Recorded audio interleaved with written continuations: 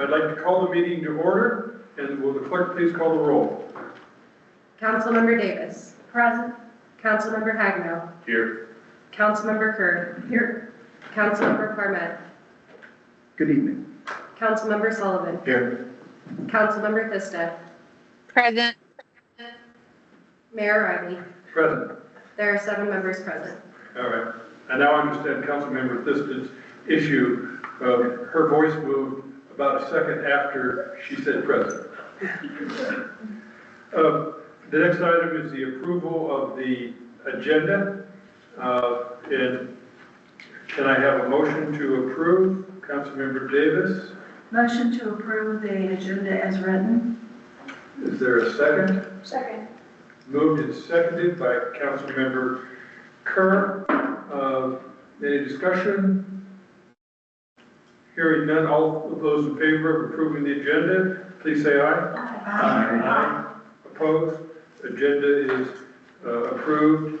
The next item on the agenda is communications to council. At this point, I invite anyone who would like to address council to come forward on any topic you would like to speak on. And we have a 3-minute limit for the comments. The council will listen. The council will not be responding directly to any comments that we receive, but we will certainly take those and consider them. Would anyone like to speak? No one in the audience? Anyone online like to speak? As I've learned, going, gone. The communications to council section is completed. The next item is we have the consent agenda. Would anyone like to, in the consent agenda, is there any item anyone would like to remove? The consent agenda consisted of the first reading of ordinance 2025-0-5, 2025-0-6, of the minutes of the last meeting, of the accounts payable list, and a Town of Keystone Class 2 special events permit for the Keystone Neighborhood Company. Your Honor, Yeah. can I make a clarification? Yes. On the section 7C of the wildlife proof container ordinance, I made a scrivener's error and did not remove the requirement that all enclosures have self-closing doors. It was meant to be deleted per council instruction at our last meeting, and if there's no objection, I will be removing that from the ordinance for a second reading. Is there any objection? Given that, can I have a motion to approve the consent agenda? So moved. It's been moved. Second. It's moved and seconded. All those in favor, please say aye. Aye. Opposed? Motion is carried. The next item we have on the agenda is a public hearing for 2 ordinances. The first is ordinance 2025-0-3. And would the clerk please read the title? Ordinance 2025-0-03, an ordinance of Town Council of the Town of Keystone, Colorado, amending ordinance 2024-0-11 regarding the number of members for Trails and Open Space Advisory Board and Business. Well, it's really in the Business Advisory Board. And Business Advisory Board. Thank you. At this point, the process that we'll be following for this, the public hearing, and the public hearing is now open, is that the town manager will first provide a presentation on the draft ordinance, or on the ordinance. We'll then, after the completion of him making that presentation and answering any council questions, we will then open the floor to public comment on the hearing, and again, on the ordinance, again, 3 minutes per speaker, line up behind the podium, raise your hand if you're online, when it's your turn to speak, and please state your name, where you live, or work in Keystone. And as I mentioned, I also be recognizing the remote attendees as well. And again, neither the council or the manager will respond specifically to questions that are mentioned, that are comments that are made during the public hearing. And following those comments, the public hearing will be closed, and we will then proceed through the consideration of the ordinance. And at this time, I'd like to ask the town manager to please provide a presentation of the ordinance. And I will pass this on to our town attorney, Jennifer Manson. Good evening, Mayor, council members, Jennifer Madsen, the town attorney. So before you tonight, ordinance 2025-0-03 is an amendment to an ordinance adopted by the council in 2024 related to the membership structure of the Trails and Open Space Advisory Board and the Business Advisory Board. And what this ordinance does is it really changes the number of members of both of those boards and specifies that the number of members is set by resolution of the town council rather than the specific number of 5 for each of those boards. So it provides flexibility for these boards depending on the needs of the council. For each of these advisory boards, more members can be added to these boards, or fewer members can be added depending on the situation. Councilmember Keystone. Thank you. Just for my clarification, my understanding of this is it basically removes the need to go through the first, second, and third readings and all these extra procedures. If we were to approve this, we could just increase or decrease the number of positions on the boards relatively easily without a lot of procedural red tape. I wouldn't necessarily agree with the terminology procedural red tape for ordinances, but it does give a lot of flexibility. Resolutions can be approved with one motion at a single evening, whereas ordinances do have to go through first and second readings and take longer to be implemented. Thank you. Are there any other questions? No other questions? All right, at this point then, I'd like to open the floor for public comment. And the floor is now open again. If you'd like to speak, please state your name and where you live in Keystone. Is there anyone present who'd like to speak? Is there anyone online who would like to speak? Maddie, is there anyone raising their hands? No. All right, going. Gara, the public hearing is now closed, and I'll now open the floor to the council for discussion of the ordinance in motion. So, any discussion or motion? Council members? Well, just real quick, we wanted this flexibility because we thought just 5 was not a good number, and there might be a need for more. I mean, what was the driver behind this? Just, we want the flexibility. Yeah, well, I think when you start looking at things like a business advisory council or even the Trails and Open Space Committee, there may be advantages to having larger than 5, particularly on the business advisory side. And there may be more interest in very qualified people in the community who contribute.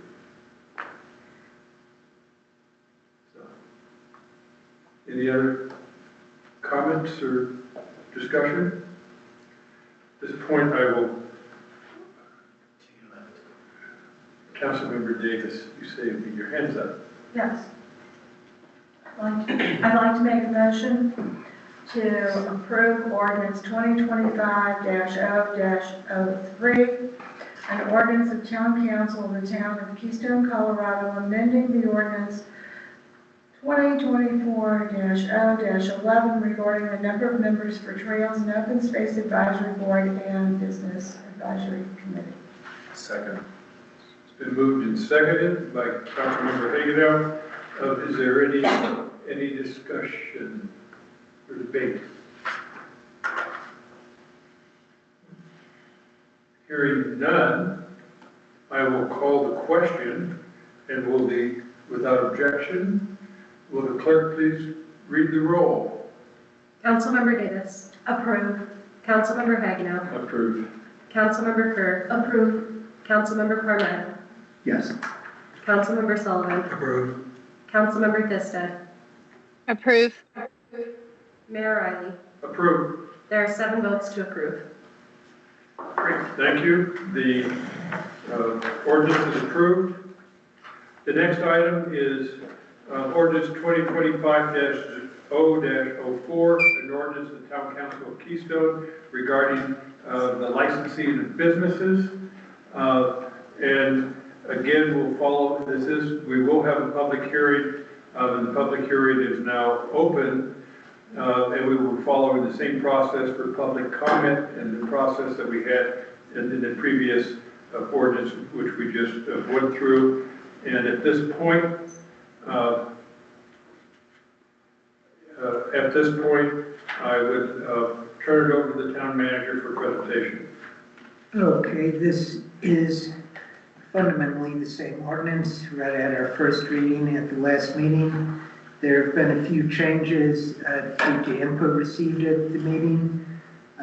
3 of those are exemptions, and we clarified in the exemptions professional businesses with only an incidental physical presence in town, which are not subject to regulation of the town of Keystone. For example, that means our town attorney makes it clear does not need a business license to operate in the town. I will get a business license. But there are several situations like that, just for clarification. The same with artisans and entertainers operating out of a home office. My thought here is, people who do their paintings at their home studio, but sell them at fairs around the country don't need a business license to do paintings or practice their trombone in their own home. But if they sold their paintings in Keystone, They would be subject to the business license. And I clarified that the exemption for minor operated businesses was short-term businesses. We're not going to bust your lemonade stand. We are going to bust your lemonade shop that you have a rented space for, whether you're a minor or not. And then at the recommendation of the attorney, we added some language to the peddler, solicitor, transient vendor license to make sure we're in compliance with state regulations and more closely align with the requirements we have on our other business licenses. And those were the only 2 fundamental changes, other than some correction of misspelled words, spelling mistakes, issues like that. I left the entirety of the memo for people outside who haven't read it yet to understand why we're doing business licenses, but those are the changes, those are the material changes to the first reading. Does anyone have any questions of staff? Councilmember Kerr. So the next question people will have is what are the costs of the licenses? If I recall correctly, we're going to address that separately in a resolution. Yes, well, I'll be bringing a resolution at the next meeting. Okay. And the cost will be, I'm going to recommend 50 for annual license and 25 for a vendor license, no more than $50 per year. That sounds reasonable. It's good because we're asked questions. I appreciate the revisions that you've made for professional work that's incidental to the physical location. Brilliant, thanks. All right. Is there any other council member comment? I think there was a question on section 6C, hospitals, whether that would be clarified to state licensed medical facilities. That's what hospitals meant in my notes. But as an example, Yeah, the emergency and urgent care is not by definition a hospital. If that were to, through future annexation processes, be part of the town, then they would be a state licensed medical facility that would not fall under the technical exemption. so I'm assuming, looking at our attorney now, to make that change, we would have a motion with that language as amended to change from hospitals to state licensed. Can we make that a friendly motion? Yep, when someone makes a motion, it could be a friendly motion to amend. Make a friendly motion to amend. Yeah.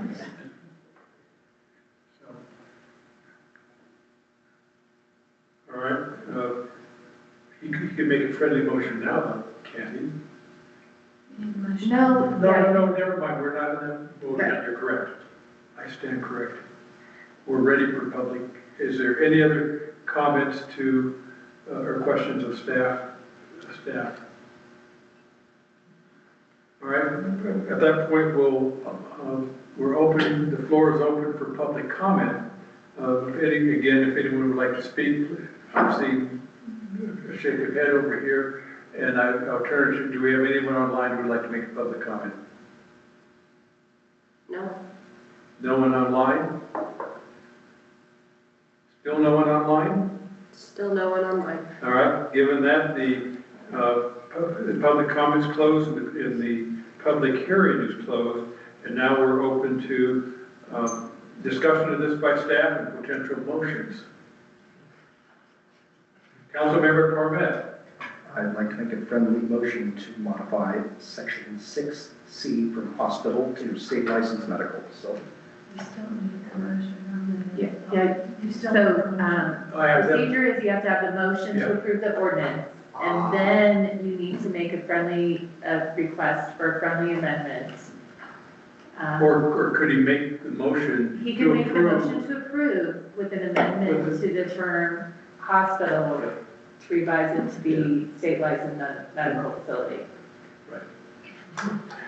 What she said. Do that, so So I make a motion to approve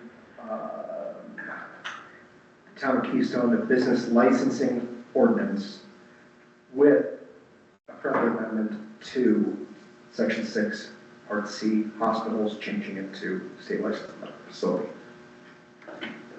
Okay. Third time's a charm. Councilmember Davis. Second. All right, moved and seconded. Is there any debate or discussion?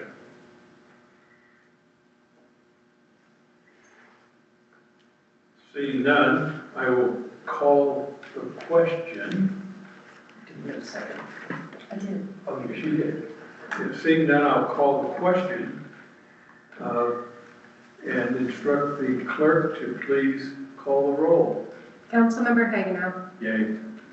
Councilmember Kerr. Approved. Councilmember Cormet. Approved. Councilmember Sullivan. Approved. Councilmember Thisted. Approve.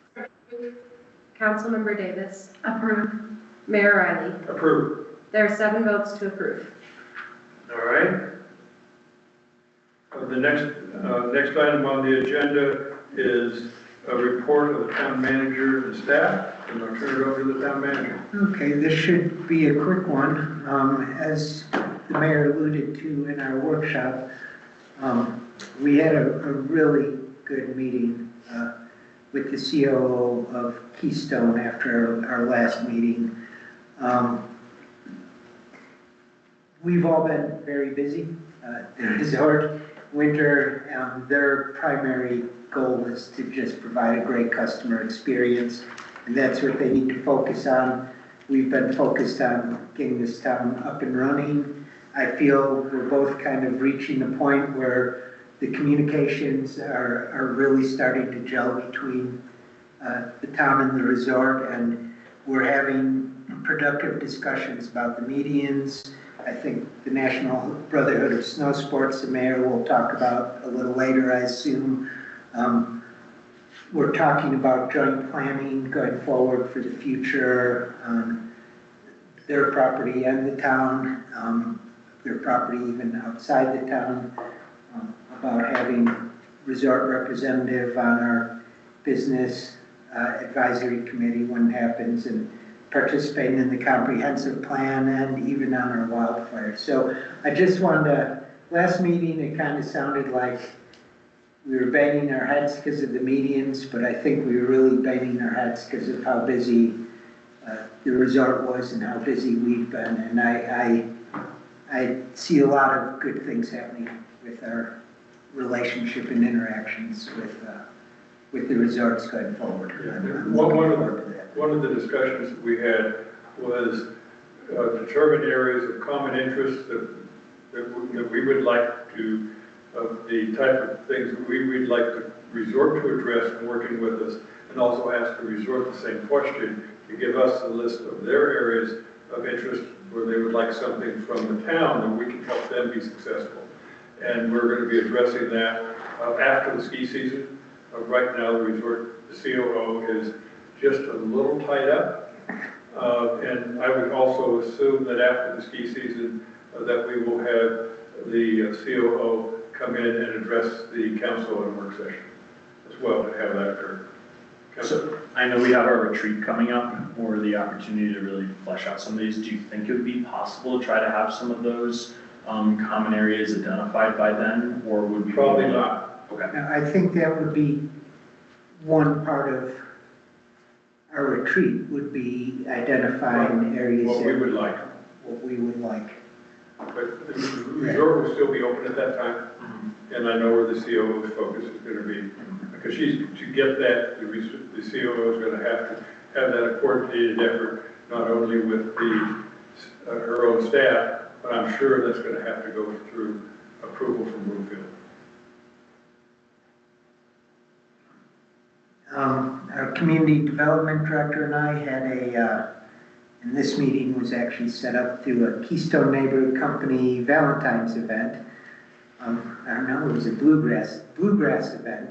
Sitting at a table with some representatives of the Summit Seniors Group, and we had a very productive meeting on making sure that seniors' needs were going to be addressed in our comp plan, including housing issues, things like that, allowing more. Summit County is notoriously remiss in addressing seniors aging in place. And it was a really good meeting to make sure that at least that will be considered in our comprehensive plan, and discussion and acknowledgement will happen about it. Managers meetings. Last week we talked about nicotine. PUC issue we'll be talking about in executive session, and some of the state legislation going through, specifically the YIGBI that's being promoted. NIMBY means not in my backyard. YIGBI means yes in God's backyard, and it's a piece of legislation that's going through, which will allow churches to build housing up to 45 feet tall with basically no ability of the local governments to regulate or control the building of such housing on religious property. It's an interesting piece of legislation that puts local control very much at risk. It seems to be a theme lately, which are legislature and land use issues. Housing, oh my gosh, seems like every other town in the county is having some serious problems with developers who have worked on their housing, built their housing, or are managing their housing. We're learning some real good lessons before we start ours. A couple of our towns are actually talking about suing some of their builders and developers. There's a whistleblower case. It's just kind of ugly, and we should be thankful that we're not in the position of some of these other towns at this point. And learning some hard lessons about when we do develop our housing, contractual restrictions and requirements that we need to make sure are adequately covered. K&C board meeting, had a meeting here, and the mayor and the mayor pro tem were also there. I felt that was a very productive meeting, kind of looking forward, what to expect from the town, what to expect from K&C going forward. It just good communications among one of our biggest homeowners groups. Dan, did you have anything to add to what you said? No, they're very anxious to, they will be participating in our planning. They want to get very involved in these. Because it does, I mean, their desires are very similar to ours. And so they want to get very involved in it. So they'll be showing up. Yep, and I felt it was a good first meeting, a good way to let them know we're listening to them and want their input on what we're doing here in these chambers. I felt our anniversary party last Friday went really well. I was really kind of shocked at how many people showed up here. Shocked and pleased, very pleased, and thank you all for coming in. But kudos to staff, particularly Maddie and Gabby, who I think spearheaded that for you. It was a remarkable presentation and a remarkable get-together that gave us all a chance to talk to constituents that we normally don't see in day-to-day and to celebrate our formation. Comp plan is moving forward. They had the site visit today with Councilmember Kerr and the mayor and the consultants. I heard that went very well. We have a visioning workshop as part of the comprehensive plan. These will all be posted on the website, but session 1 is March 12th from 4 to 8 p.m. Dinner will be provided. Session 2 and 3 are the following day, March 13th, between 9 a.m. and 5 p.m. Lunch and refreshments will be provided. We'll have a place to sign up if you want to come to this. It will all be available on our website soon. The comp plan is rolling along, so we're happy about that. Lodging tax collections are coming in. We have collected just over $200,000, $212,000 so far for January. We expect there's money missing there. When we get our January sales tax report from the state, our financial director first will be just comparing who's made payments to who's on our STR list. Some of those won't necessarily show up. For instance, we get one check from Airbnb. But we'll be comparing state sales tax lists, we'll be comparing STR lists, returns, and we're happy for a first month. We're happy with the return so far. Is there software that's going to help that happen, or it's not a hand jam one by one, is it? For now, it'll be our finance director playing with Excel spreadsheets. Okay. But in the very near future, we'll be getting our financial software, and it will include a sales tax module, which will make everything significantly easier. And I think the clerk is working on modifications to the software, that Blue Vector software, that will do some of that analysis as well, of who's paid and who isn't paid as well, and should assist in that process. And one thing I forgot about our managers' meetings is we've learned several times this winter, winter storm emergency communications, there are some serious problems with the way that operates in Summit County, and the managers are looking closely into possibly restructuring the way who's responsible for those reports of road closures, who makes the decisions, things like that, so that information can get out in a much more timely manner. So they're looking at changes to the 911 center that makes most of those calls now, or?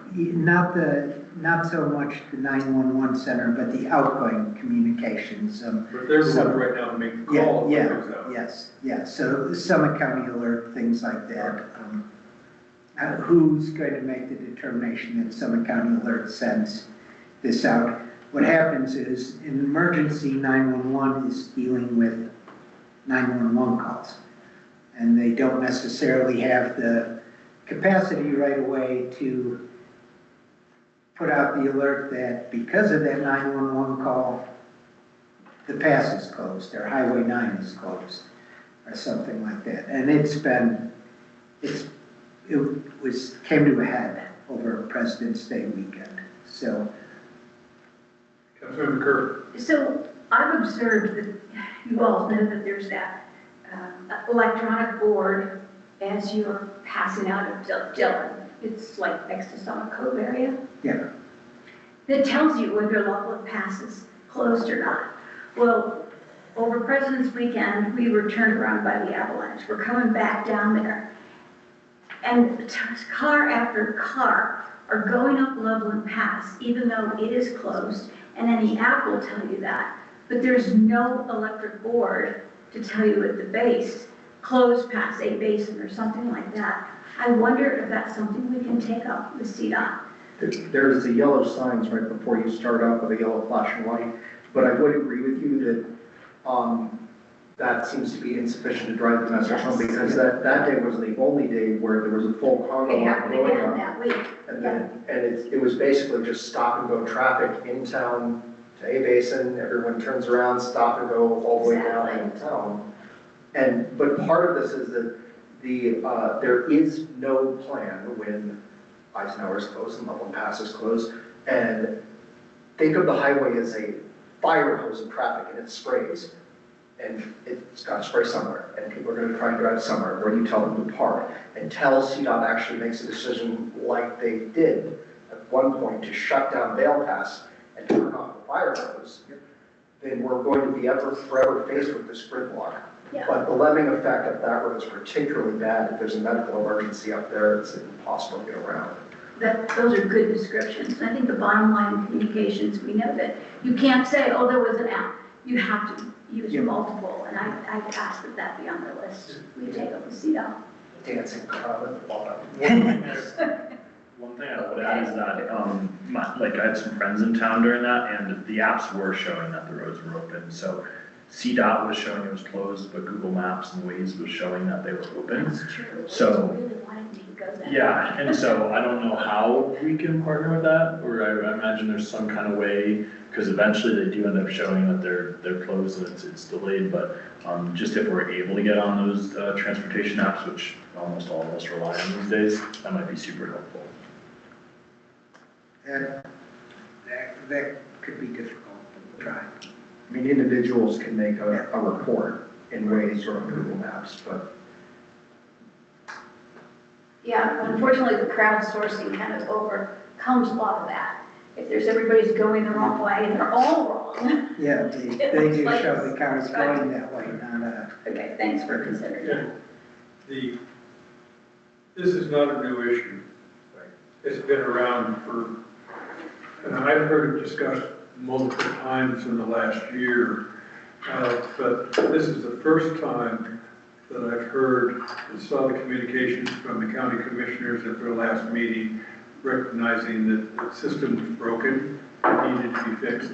So perhaps it's really a countywide problem, and perhaps we're going to start seeing some cooperation. I know CDOT has come in before and spoken to, I think, the mayor managers and talked about some of the issues, and it impacts Dillon, Silverthorne big time, but it also impacts us because of the spread effect of where the heck do you put all those trucks? So hopefully, and John, stay involved, please, for us.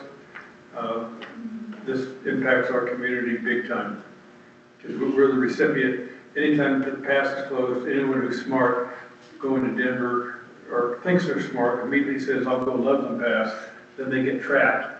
And then where the smart way was really Hoosier Pass.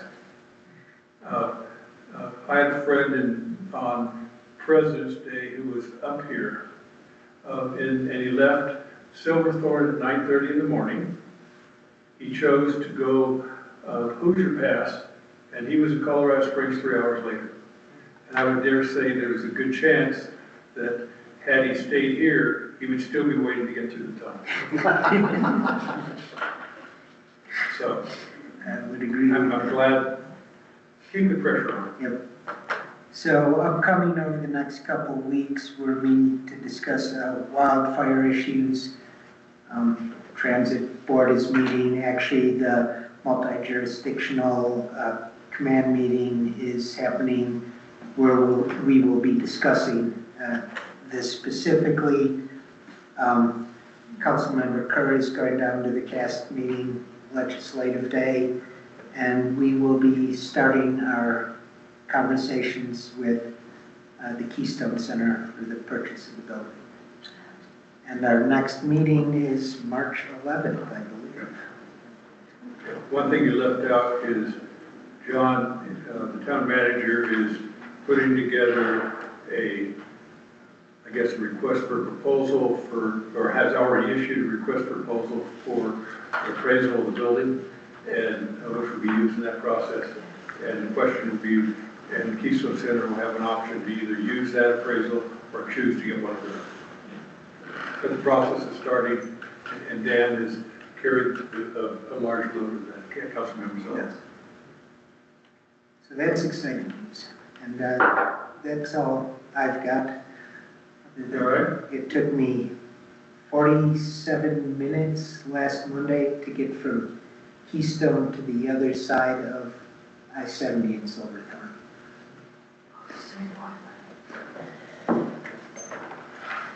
That's about the time it took probably someone this weekend to get from Dillon to Keystone. Yep.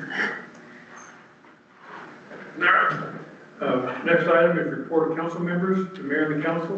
Do any of the council members have a report? Councilor Hagan. In local news, if you haven't been paying attention, Ski Patrol has ratified an agreement with Vail Resorts. So this is really big for our community. While the resort is not fully in our town bounds, it could have a significant impact on ourselves if it were not to be ratified and there were to be a strike as seen in Park City. And so that is through 2026, 2027, I believe. So at least a little bit of time there. Really exciting news. And then that's all that matters. No matter. That's all. Thanks, sir. Any other reports? Well, go ahead, Councilor. I'll come around this way. Councilor. I have two, I'll just do one right now. Just a reminder, Thayer Hirsch, talked to us about this, but that Rural Technical Assistance Program, it's a 6-month program, they're about halfway through. It's for economic development and diversity, a study of your Keystone, especially but not solely considering outdoor recreation economy. It's funded by the Colorado Office of Economic Development. It's guided by faculty and directors from CSU, and the Colorado Office of Outdoor Recreation. It's important to note that Dylan McBride, who is the lead on the SE group work on the comprehensive plan, is also a member of the steering committee for the RTAP. I'm sorry about that terrible acronym, but we didn't make that up. So I'll just call it the RTAP team. So they're sharing information so that the net effect or the results that come out of both should be collaborative, should work together and be better for us.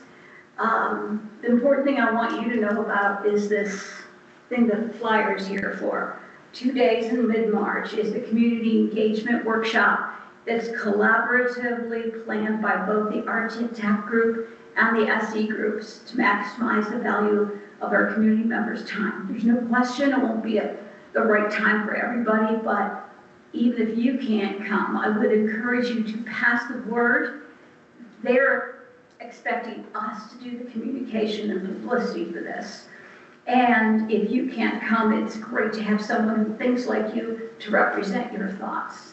So Lindsay has a project update, 2-pager that's going to go out this week to catch everybody up on the process and goals, so that you all feel like you're part of this. Questions about that? Did I hear you say they're expecting us to do the marketing? That was a specific question we asked them during their time here, and they said they would have some marketing efforts. At the SE group, see, that's the challenge. So the SE group is doing this 9-month comp plan and housing assessment. Overlapping this is the RTAP group, the Economic Development Group. That group is asking us to do some more communication. This is the RTAP group that the SE group is going to go to gain insight. They're both going to be there, and they'll both have teed up questions, so they're both getting something from it. Okay, and there will be John can probably answer better for me than I about the SE group publicity plan. Actually, I wish our community Yeah, development no, I director were don't really here. answer that either. In the discussions that I've had with the community development director, what he's viewing this as the result of the RTAP group is an input into the comp plan. Exactly. It's not, and that any implementation would really be through the comp plan process versus a standalone effort sitting on the side. And part of getting the two group, SE group and the RTAP guys together was so that they could both hear the same information and help ensure what came out of RTAP went in. That's very well said. I talked to some of the SE group people today. We talked about comp plans they had developed in other towns where then another group, RTAP or others, come in afterwards that are specialized and they come up with different answers.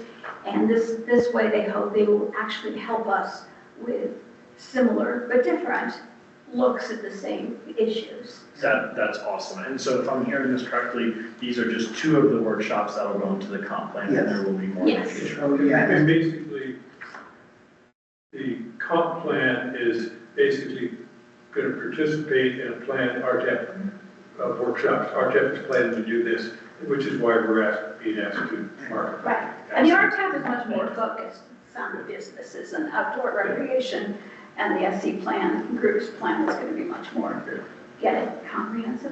Well, and the other piece is, understand the art, and I'm not dissing them, the RTAP group is really a student project group versus professionals, which the SE group is. So they're going to have some data going in.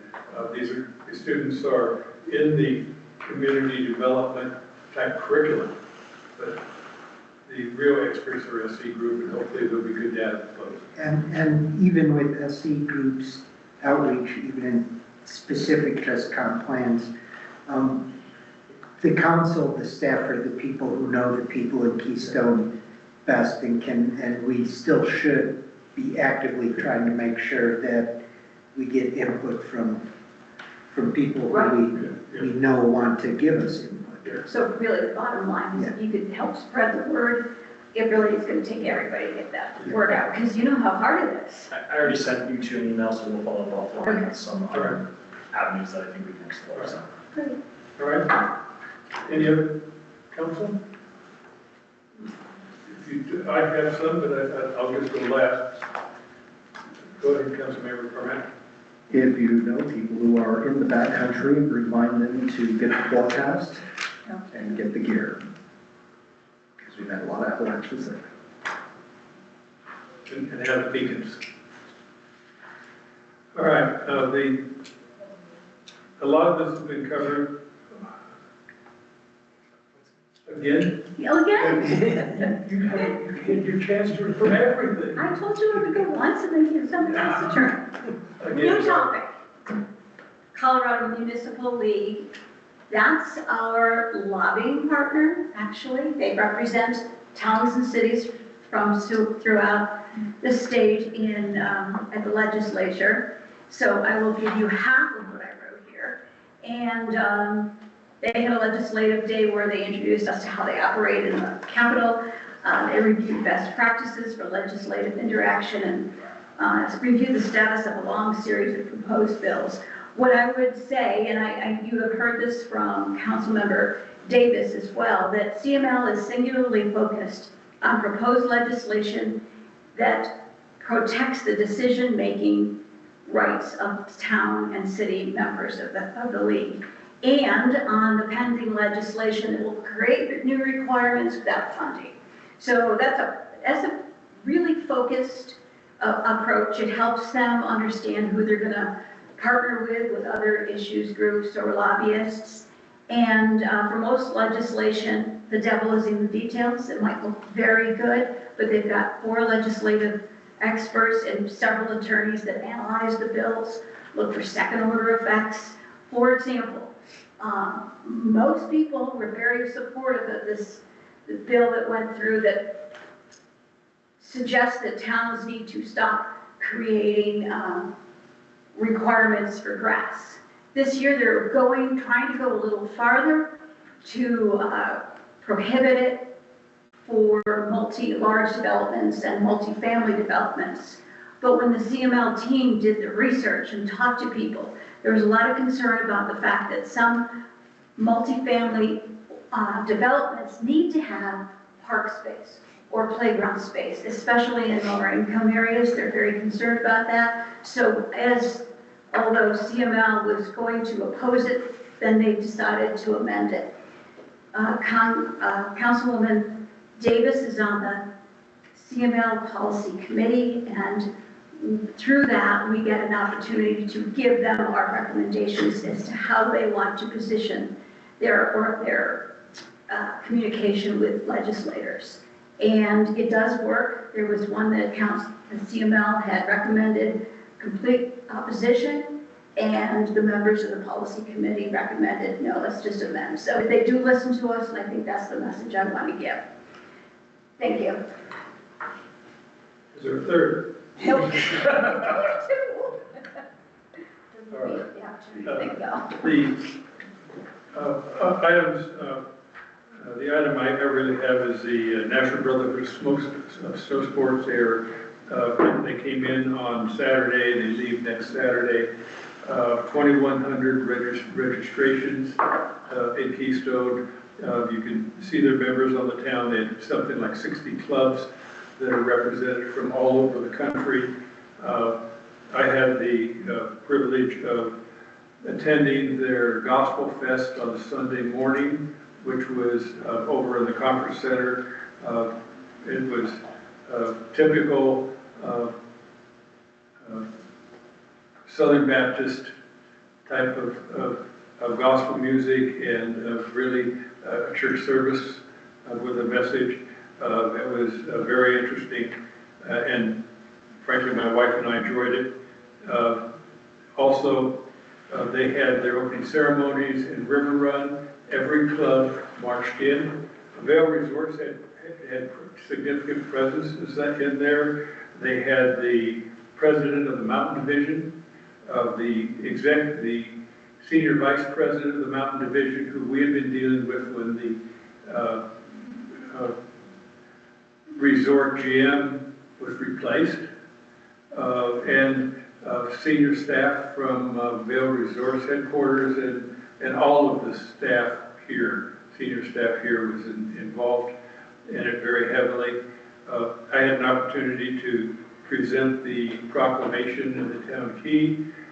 They were, I think, blown away the fact that we'd given them the town key, and I want to compliment town manager Maddie, who selected that. I meant to take a picture of it, but didn't get around to it. But it was a plaque, had a key on top of it. It had a very nice statement on recognizing them with the town, the key to the town. Like I said, the center square in River Run was totally packed by the opening ceremony. It began at 4 and ended sometime after 5. So it was tremendous PR for the town, but also a tremendous group that we've recognized. Councilmember Kerr. Can you believe I have a comment? I just wanted to point out that if you were not at River Run, they had great social media presence. Yeah. It's good. Yeah, the other piece is if you were coming off the ski slope and going in to get to your car, you had one heck of a problem because you had to wind your way to get through this crowd. And the open space in front suddenly had someone walking through with a pair of skis, looking around There are these folks up there giving short presentations, and their objective was get out of there as fast as possible. But again, it was a tremendous event. They've had meetings all week. Following that, they had a pub crawl. I talked to someone on the mountain yesterday who went to the pub crawl. They got on the mountain late. The father of the group of that, it was a father and son. The father stopped after 2 pubs. The son, younger, did have many more. So they have another event, major event on Thursday over in the conference center. That is a sneaker ball, apparently formal dress up with colorful sneakers. I've elected I will not attend that. Yeah, they invited me to all their events if they wanted to, so I chose the ones I've mentioned to. I just didn't want to intrude on their other activities. But yeah, it's a tremendous group. It was definitely worthy of our proclamation, which I read to them as well. And I think we put the Vail Resorts and ourselves working together, put on a very good face to support the community. And you've covered everything else I had. Now the next item is other matters. And with that, I'll turn the floor over to Councilmember Davis.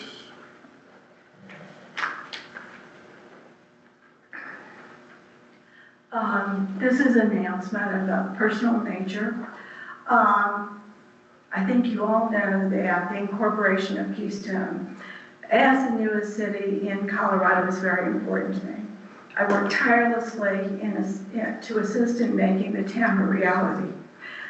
I served as co-chair of the petition drive that allowed the original incorporation vote to take place, and I served on the incorporation committee. I was honored to be elected to the Charter Commission and appointed to the Election Commission.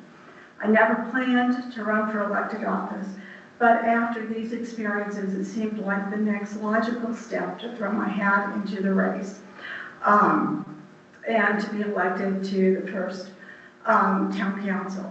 I've served tirelessly and with joy. Not many people get the opportunity that the voters of Keystone have given me to help create a new town. I've loved every minute with the town council and staff to create this new town, and I'm very proud of all of our accomplishments. Unfortunately, after owning property in Keystone for over 40 years and living here for over 12 years, it's become clear to me it is time for a change in my life circumstances. As a result, I tendered my resignation from the council effective March 4th, 2024.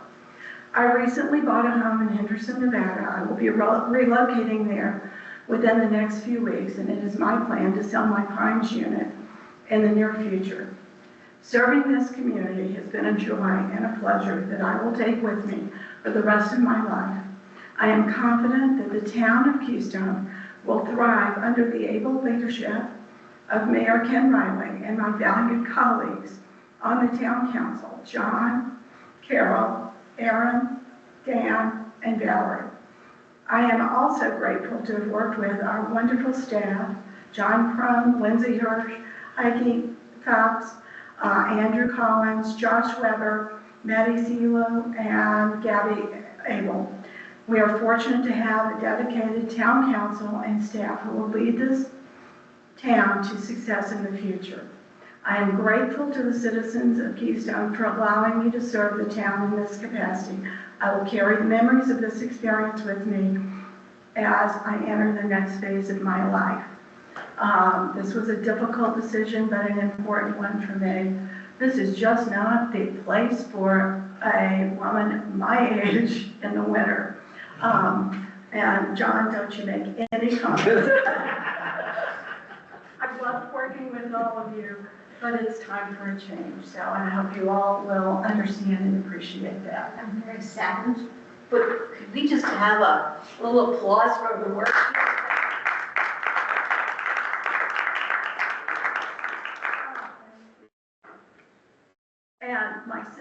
online, and she's very proud of me because I did this without crying. Can you look? Yes, you did. But you can't look. You thought about it.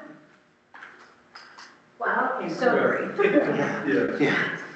And Gretchen, you know, as I've mentioned to you before, you're going to be missed. I'm particularly going to miss working with you, particularly with our long history in the volunteer side supporting Keystone, as well as through the incorporation side and here on the council. But with that, the council has a decision to make.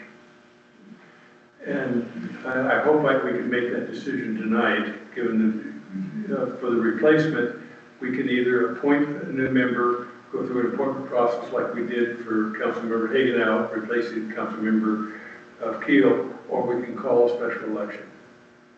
And the question for the council is which direction would we like to go? Whoever, if we have an appointment, that person will serve until the next town election, which would be approximately April of next year. And then, if we run an election, that person serves until April of next year and faces re-election. So the question is, which direction would we like to go?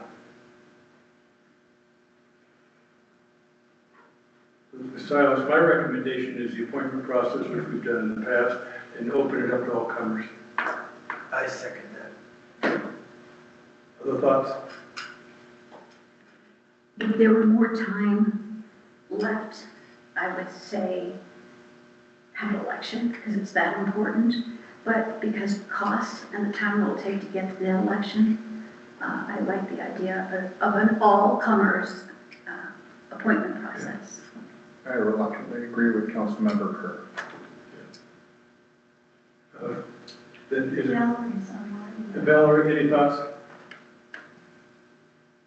I concur. I think it's cost prohibitive to do an election. I think with 1 year left, it makes sense to appoint, and anybody has the opportunity to throw their name in the hat for consideration. So I think it's fair.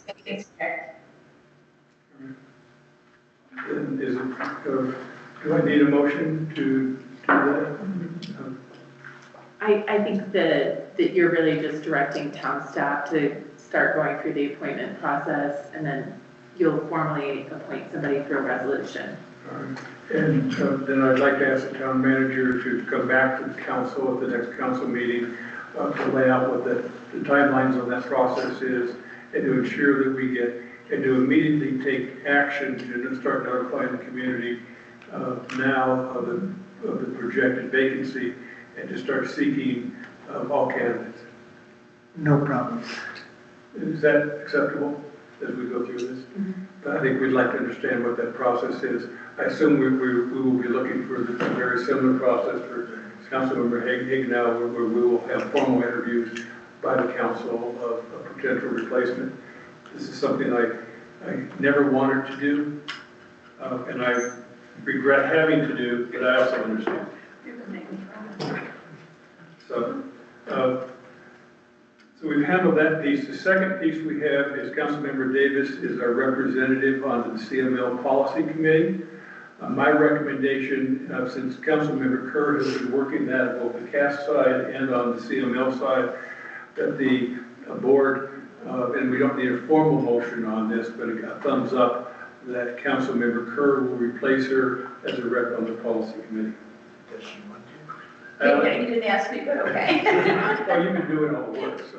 Well, no, we've been doing it jointly, but I do. Would it be useful to have more than one person there? I think So we like, should, well, say- I was her second, and so it's Yeah. like, Oh, gotcha, okay. yes.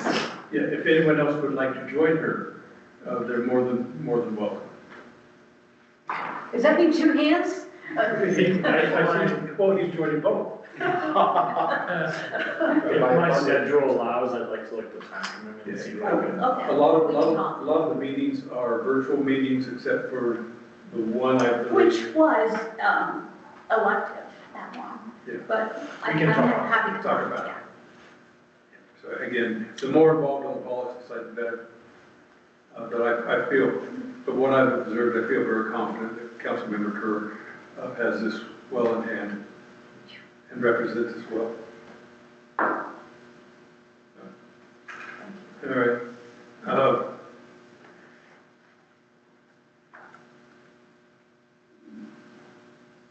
next item is, again, the question would be whether we would like to give some direction to staff.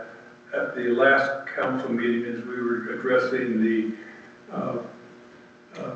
bear-proof, or the bear-proof trash containers of the ordinance we just passed, which will go into effect in about 30 days, is whether we want to establish, we'd like to give some direction to the town staff to establish some sort of a rebate program for residential customers, and we want to give direction to the staff to do that.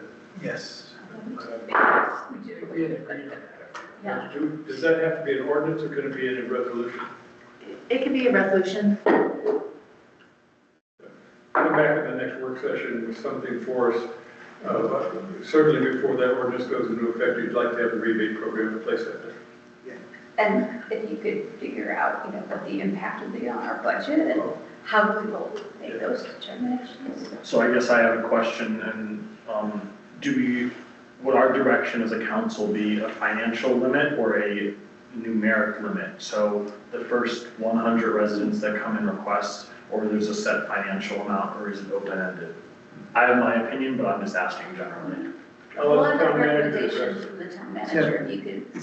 So what I've already started trying to do is figure out how many true residential customers we have, so we can kind of get an estimate of what the potential impact would be at various levels. I think what I'll bring forth is everyone gets an equal grant amount. And then we'll have an idea whether we can cover everyone who might want it, or whether we have to set a limit and first come first. Gotcha. Thank you.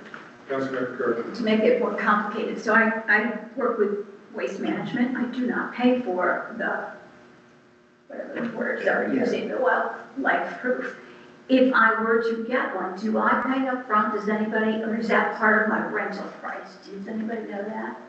Because you might not want to have to consider 2 approaches. Oh, I don't, yeah.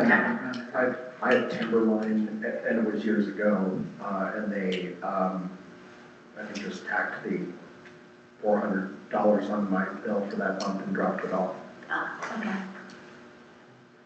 So if you were charged one time for the bin replacement, and then the cost of pickup was still the same? That's correct. That's what it was, but this was like 10 years ago, so. I'll give a call to those 2 primary Go ahead. Why don't we task the town manager? Yeah, we'll be reaching out. I'm happy to task the town manager. We'll be reaching out to all the Okay. trash. And I think our primary trash provider in Keystone is Waste Management. And I say that only because if it is tapped down to the rental, we'll have to have a different approach for that. All right. Any other business? Yeah, I had something and just throwing it out there for consideration. I think that the Coffee of Council program has been very successful. But I don't think it takes into account the spirit necessarily of our community being outdoor recreated minded. And so I was throwing out an idea. I hear it coming. Carve with council. So going carving on the mountain and getting like a ski day. And my hope with that we could get more outdoor recreated people, minded people that might not want to sit down in a coffee shop for 2 hours, or even be able to get some resort leadership involved with some of those community conversations. So just an idea. I know that there's probably an incurred liability aspect or something like that, but throwing it out there if anyone liked the idea or didn't like the I idea. like the idea. My church does that. It's successful. Your church does that? Yeah. The church group. The part of it is interaction. You just decide to go or not, right? Councilmember Permit. The one time it'll be useful to have a 6-seater lift. Yeah. 5 constituents at once. But whatever, I mean, if council would like to do that, fine. And can we ask you to further develop the idea? Yeah, why don't you? Certainly I'll workshop it a little bit. And No, one of the good idea, considerations- One of the considerations, I think, also has to be, are we getting our target audience? And since a lot of our target audience actually work during the day. And I don't think you'd want to do it on a weekend. I would argue that we're missing a significant portion of our target audience by only offering coffee. All right, it's worth a try. I mean, Actually, on the weekend, you have 20 minutes in the lift line where, You know, if this works, then we do hiking with council members. No. Oh, There good. is liability there. That's good. yeah. I'd say flesh it out. And any other business? And with that, go ahead. Yeah, I'd like to remind us all that we talked last year at the end about developing a calendar for our council meetings, so if that can. That's pass offsite. or- That's offsite. What's that mean? We're having the offsite in April. No, not the agendas, the But- dates. But we should be addressing all of that. Oh, we're gonna wait till then, okay. Because right now we have May meeting scheduled. It's the 2nd and the 4th. Okay. We could change that. But we would need to change that. If someone would like to change it, I'd say, bring it into the council and with a recommendation for the I don't want changes. to change anything, I just want to be able to start planning. I believe, because Exactly. I was on the side of wanting a year-long calendar. I think that if we, my understanding of that was fleshing out the required meetings that were gonna be for the year Yeah. in advance. And the 2nd and 4th of every month was just one of those meetings, a majority of them. But if there's anything else we wanted to add to that required list, I think that was part of what we were talking But about. the only required meetings we have by bylaws are 2nd and 4th. That's why I say it's already set. But- Well, except for this year, we canceled one of them, and it would be nice to be able to plan. But we will cancel if we don't need. So there may be, if at the end of the year we don't need a meeting, if we don't need any meeting, we'll cancel. Okay. But it's hard to say right now. In that December meeting, we may very well had that meeting because we had to cancel the November meeting because of the snow event. Okay, so the answer is we already have a calendar, it's every 2nd and 4th, okay. Got it. If you want to make a change, you can. I just wanted to know. Yeah. Oh, no, I'd rather not be Councilmember on Christmas Sexton. week. I hear where Carol's coming from because I think there are certain dates we need to take into consideration, like the possibility of having the 2nd and the 4th fall on holidays. I know we're not taking into consideration Summit School District calendars, but we should maybe look in advance and see if there are holidays that happen to fall on the 2nd and the 4th Tuesdays of the month. Yes,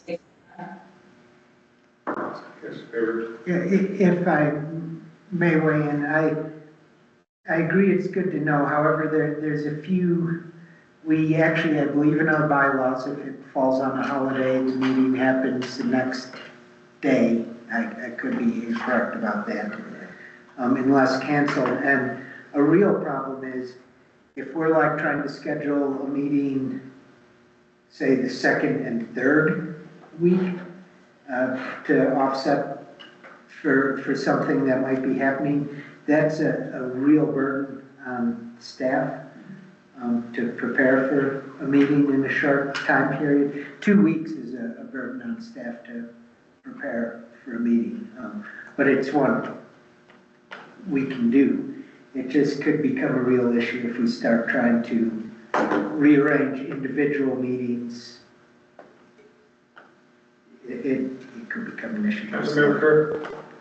Let me jump to the chase. First of all, I recommend that we table this and we discuss in April, as you first suggested. The only reason I'm bringing it up is travel is so difficult at Christmas time. To have a meeting 2 days before is something I'd like to discuss. And the reason I want to discuss it early is because if we know our last meeting will be the 2nd one in December, we can plan accordingly and make sure the budget is passed, for example. Okay, April? Okay. That's a fair discussion for the offsite, and then we can If we want to make a change, we can make a change. Any other business? Councilman Hagan, recognition for motion. Thank you. I move to go into executive session pursuant to CRS section 24-6-402, subsection 4B and EI, to receive legal advice and develop strategies for negotiating related to the PPUC request for a certification of public competence and necessary for CNG and LNP supply. In addition to discussing matters that may be subject to negotiations, develop strategy for negotiations, or instruct negotiators related to development of a sidewalk in town. And is there? Can I just to clarify that second one is referring to section 24-6-402 4E, Roman numeral I, Thank you for that clarification. or Roman numeral 1, I should say. Councilmember Kerr. I second all of that. Been moved and seconded. Is there any discussion? Then can I have I'll call the question, and I'll ask the clerk to please call the roll, since this requires a 2/3 majority. Councilmember Kerr. Approved. Councilmember Parmet. Approved. Councilmember Sullivan. Approved. Councilmember Thisted. Approve. Councilmember Davis. Approved. Councilmember Hagenow. Approved. Mayor Riley. Approved. There are 7 votes to approve. All right. Can I ask a question? I'm sorry. Am I allowed to attend the executive session? And if so, how do I do that?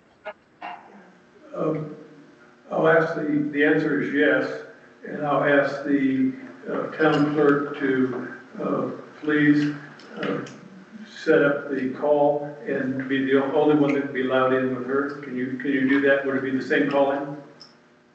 We can leave her on the same link and disable anyone else from entering, yes. All right, so just stay on the link as we move over to the library.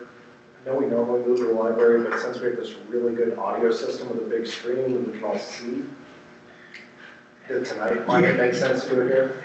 As long as Let's we try can. All right, Just once. all right, well, we've done it once.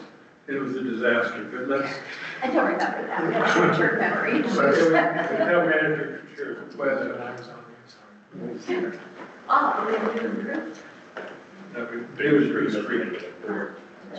So what do you want to do, Candace? Let's stay here. I understand the issue is moving the screen in there to support it will be difficult. Okay. So I think that's the audience or the attendees, please leave. Do we have a motion to adjourn? Again, can I, no, we don't.